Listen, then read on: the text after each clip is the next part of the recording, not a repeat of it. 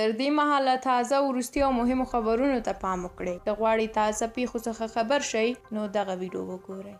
په لومړي سر کې دا چې د افغانستان په جنوبي ولایت کندهار کې د طالبانو استخباراتو پر یوې سیمه ییزې راډیو ملت غږ چاپه وهلې او د دې راډیو 3 کارکوونکي له ځان سره وړي دي. د ملت غږ راډیو چارواکي وایي چې طالبانو د راډیو خپرونې هم وربندي کړي دي. طالبانو تر اوسه په دې اړه څه نه دي ویلي. پرون یکشنبه کندهار کې د طالبانو استخباراتو د رسنیو 10 کارکوونکي وربللي وو او په 2 ساعتونو کې د سندرو د بندیدو غوښتنه ترې کړې وه. هغه ورځ هم کندهار کې د زما راډیو د خبرونو مشر میرویس اتل هم طالبانو نیولې او تر اوسه نه دی آزاد شوی. له هغې راهیسې چې طالبان واکمن شوي په افغانستان کې پر رسنیو بندیزونه په کمساري ډول ډیر شوي دي او ګڼ شمېر رسنۍ تړل شوي دي.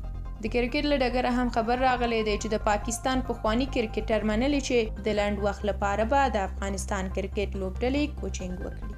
سمنګان د سمنګان ولایت د مستوفیت چارواکي وایي چې عواید یې د تیر کال په نسبت 30 میلیونه افغانۍ ډیر شوي دي. د سمنګان د مستوفیت د عوایدو امیر محمد داود خالقیار ویلي دي چې عواید یې په 1499 کال کې 116 میلیونه افغانۍ وو، په داسې حال کې چې په 1400 کال کې د عوایدو کچه 203 میلیونه افغانۍ ته رسیدلې وه. خالقیار د عوایدو د ډیروالي لامل د قانون ښه پلي کول، د نویو عایداتي سرچینو موندل او د فساد د مخنیوي لپاره د مستوفیت هڅې بللي دي.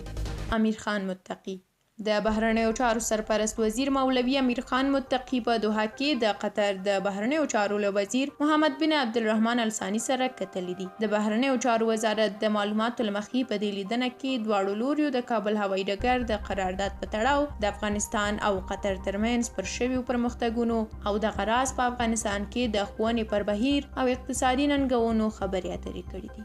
اردوغان د ترکیې ولسمشر رجب طیب اردوغان د یوې ټلیفوني اړیکې په ترڅ کې د روسیې له ولسمشر ولادیمیر پوتین غوښتي دي چې په اوکراین کې اوربند ته غاړه کیږدي او د بشري مرستو د رسولو لپاره شرایط برابر کړي.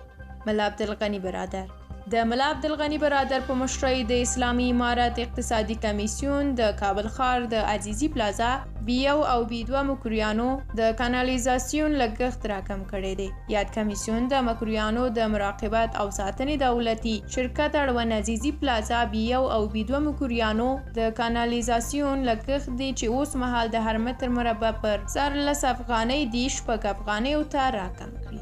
د پاکستان خارجه وزیر وایي نړیوال د افغانستان نه هیروي. هغه وایي که نړۍ بیا افغانستان کې ماته شوه، ترهګرۍ، کډوالۍ او مخدره توکو قاچاق به وده وکړي.